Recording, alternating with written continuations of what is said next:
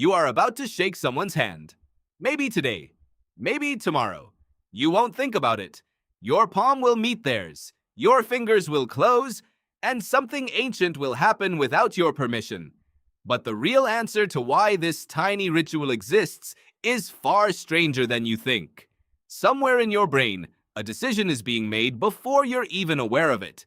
Not a decision about trust. Not really. A decision about danger. Here's the thing about your hand. It's the part of your body you use to hold a weapon. It's also the part of your body you use to throw a punch, grip a rock, or pull a trigger. For most of human history, a stranger's hand was the single most important object in the room. Was it empty? Was it hiding something? Could you survive the next 10 seconds if the answer was no? So you extended your hand. Empty. Open. Palm forward. And they extended theirs. And in that moment, two bodies that could have destroyed each other instead proved they wouldn't. That's not etiquette. That's a truce. Think about how strange this actually is if you slow down enough to notice it. You are willing to let a near-total stranger grip the most exposed, weapon-capable part of your body for the length of about 1 second without a shred of hesitation. You'd never let a stranger touch your face like that. You'd never let them grab your wrist without warning. But the handshake gets a pass. Why? Because somewhere in the deep architecture of your nervous system, this exact gesture has been pre-approved for thousands of generations. It isn't new information your brain has to process from scratch. It's an old form your body already knows how to fill out. Researchers have actually tested this. Psychologist Juliana Schroeder at UC Berkeley ran a series of experiments asking a simple question: does a handshake change what happens next? She had strangers negotiate, some shaking hands first, some not. The ones who shook hands cooperated more. They lied less. They walked away from the table with better outcomes for both sides. A 2-second gesture rewired the entire interaction. What's striking is that the participants had no idea this was happening to them. Nobody in that room thought, "We shook hands, so now I'll be more honest." The shift happened underneath conscious thought, in a layer of decision-making you don't get to vote on.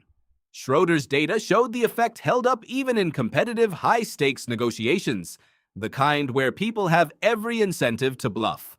The handshake still pulled them toward cooperation anyway. Why would that be true? Why should touching a stranger's palm make you more honest with them? Because your nervous system doesn't experience a handshake the way your conscious mind does. Your conscious mind thinks it's being polite.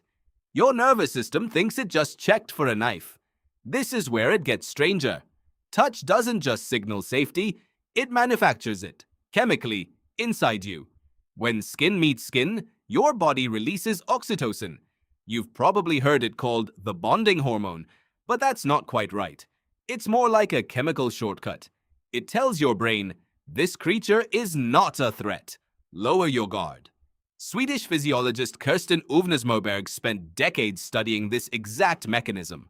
Her research found that oxytocin doesn't just make you feel warmer towards someone, it physically lowers your cortisol. Your stress hormone drops. Your heart rate slows. Your body, without asking your permission, decides the danger has passed, which means every handshake is a small chemical negotiation. Your hand says calm down before your mind has agreed to anything. Consider how fast this all takes place. You don't get a moment to brace for it, the way you might brace for a difficult conversation.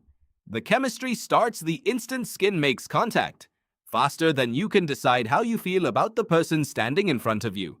In a very real sense, your palm knows something before your opinion has caught up.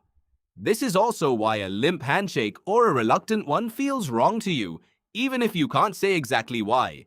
Your body is listening for the full signal, the firm grip, the sustained contact, and when it doesn't get it, some part of you quietly registers that the truce wasn't fully offered. Now think about what that means for conflict. You already know the moment. The tense meeting. The argument that's gone on too long. The two people standing rigid, arms crossed, refusing to look at each other. What ends it? Rarely logic. Rarely the better argument. Often, it's a hand extended across the table. Neuroscientist Michael Krauss studies something adjacent to this. physical touch between teammates and what it predicts. He examined NBA players early in a season, counting how often they touched each other. Fist bumps, high fives, pats on the back. Then he tracked their performance for the rest of the year. The teams that touched more won more. Not because touch made them better shooters, because touch made them trust each other under pressure. And trust, it turns out, is what performance is actually built on. Think about what that means outside of basketball. A team that trusts each other passes the ball to a teammate having a bad night instead of freezing them out. A team that trusts each other absorbs a mistake without turning on one another mid-game. None of that shows up in a shooting drill. It shows up in the small, physical language players use with each other before the tension of competition even begins. And the effect wasn't subtle. Teams near the top of the touch rankings significantly outperformed teams near the bottom, even after Krause accounted for player salary and preseason expectations. The handshakes, the fist bumps, the shoulder pats, they weren't decoration. They were infrastructure. Here's the part that should unsettle you a little. None of this is new. None of this was invented by a handshake app, a business seminar, or a diplomacy textbook. This circuitry is old, older than language, older than agriculture. Chimpanzees do something remarkably close to a handshake: grooming, touching, pressing bodies together after a conflict, specifically to repair the relationship. Primatologist Franz de Waal documented this behavior for decades and called it reconciliation. Two chimps fight. Then, minutes later, they touch, and the tension in the group visibly drops. You are doing the same thing your ancestors did around a fire 100,000 years ago. You've just replaced fur grooming with a handshake and a fight over territory with a disagreement over email. De Waal noticed something else too. Chimps that reconciled through touch showed measurably lower signs of stress afterward. Their breathing slowed, their vigilance dropped, and they were more likely to sit close to their former rival again within the hour. Without the touch, the tension lingered. Both animals stayed wary, stayed distant, stayed ready for round two. The touch wasn't just a nice gesture. It was the mechanism that actually closed the wound. That's worth sitting with. A species that can't speak a single word has figured out how to end a conflict using nothing but contact. You have language, negotiation tactics, mediators, therapists, contracts. And still, after all of that, you often reach for the same tool a chimpanzee reaches for.